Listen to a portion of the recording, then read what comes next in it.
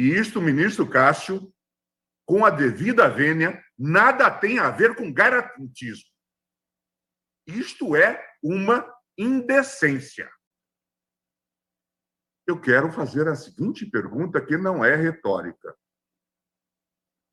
A combinação de ação entre o Ministério Público e o juiz encontra guarida em algum texto da Constituição?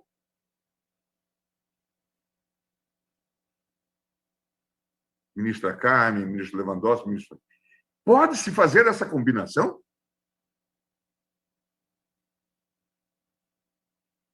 Essas ações podem ser concertadas e combinadas? Isto tem a ver com o nosso processo acusatório? Isto tem a ver com garantismo? Nem aqui, nem no Piauí, ministro Cássio. Nós estamos falando de um modelo totalitário. A interceptação de advogados é isso que representa.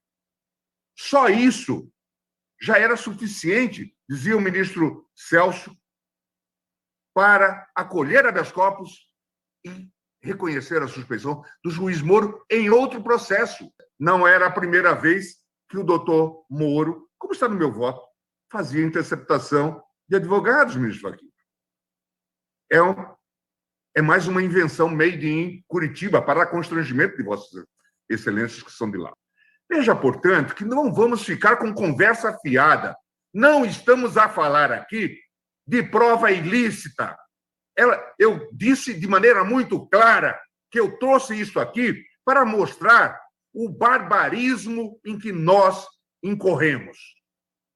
E não houve ninguém até agora capaz de dizer que houve um dado falso nessas revelações. O meu voto, e me faça justiça, o meu voto está calcado nos elementos dos autos.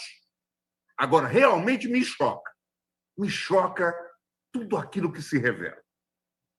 E a defesa que se faz, pode haver tido inserções, pode haver manipulação. Não, diga-se que não se fez. Que não havia essa proximidade, que são mentirosas. Eu já disse aqui, ou o hacker é um ficcionista, ou nós estamos diante, de fato, de um grande escândalo. E não importa o resultado deste julgamento, a desmoralização da justiça já ocorreu. O Tribunal de Curitiba é conhecido mundialmente hoje como um tribunal de exceção. Enche-nos de vergonha. Ainda há pouco, antes de vir para cá, Bernie Sanders estava dizendo sobre isso. Não precisa de rescisória. A desmoralização já ocorreu. Porque ninguém é capaz de dizer. Alguns dos senhores aqui comprariam um carro do Moro. Alguns dos senhores hoje seriam capazes de comprar um carro do Dallagnol? São pessoas de confiança? São pessoas que nós temos como probas? Alguém o contrataria como advogado nessas circunstâncias, tendo agido dessa forma? Se alguém disser que isto faz parte de alguma prática lícita, gostaria de ver. Pode abrir para uma parte. Que isto é normal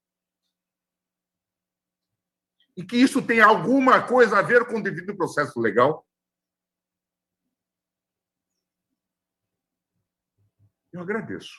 Me ajuda. Porque certamente vão ter que buscar no Código de Processo Penal russo, ministro Cássio. É disso que se cuida. É o Código de Processo Penal da Rússia. Mas não é da Rússia soviética. Nós estamos diante de um julgamento histórico e cada um passará para a história com o seu papel. Com o seu papel.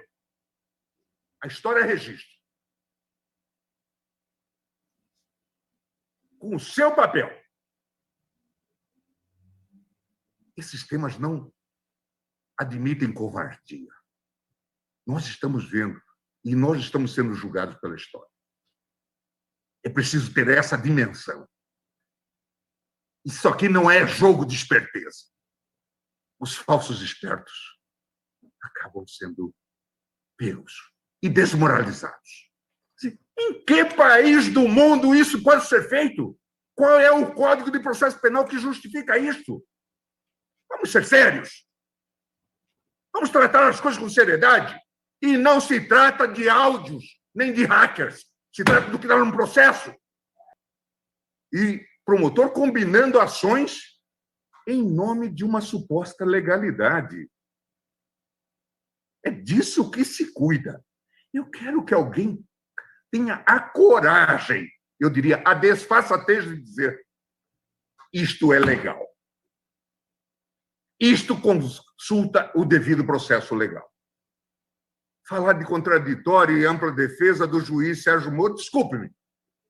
Não, ele trouxe isso aos autos e perante o ministro Fiori. Nada de conversa fiada.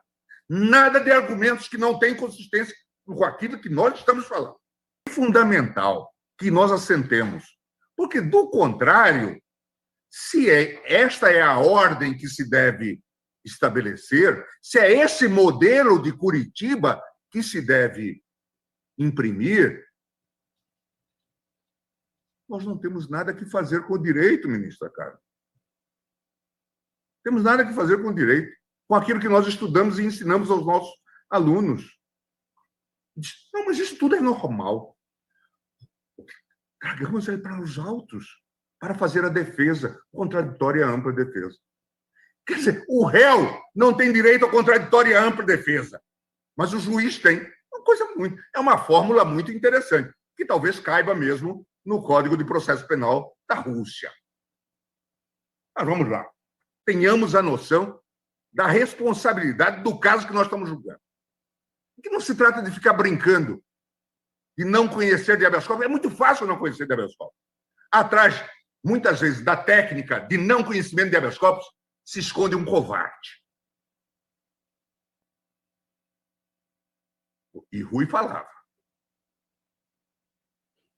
O bom ladrão salvou-se, mas não há salvação para o juiz covarde. Tipo, alguns longos anos, nós permitimos que a justiça se transformasse nisso que virou Curitiba.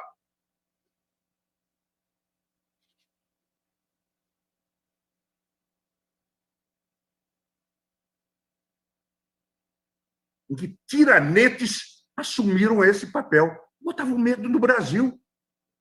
Tanto é que quem os contrariasse, ministro do STJ, veja, um caso notório.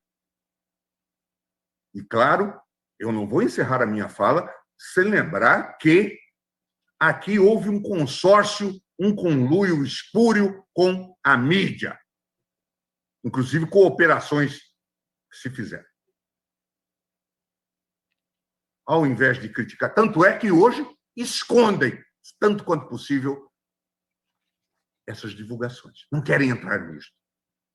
Por quê? Constrangimento é explicável. Lá no meu Mato Grosso, diriam, ministra Carmen, talvez a sua Espinosa diriam, eles roubaram um cachorro juntos.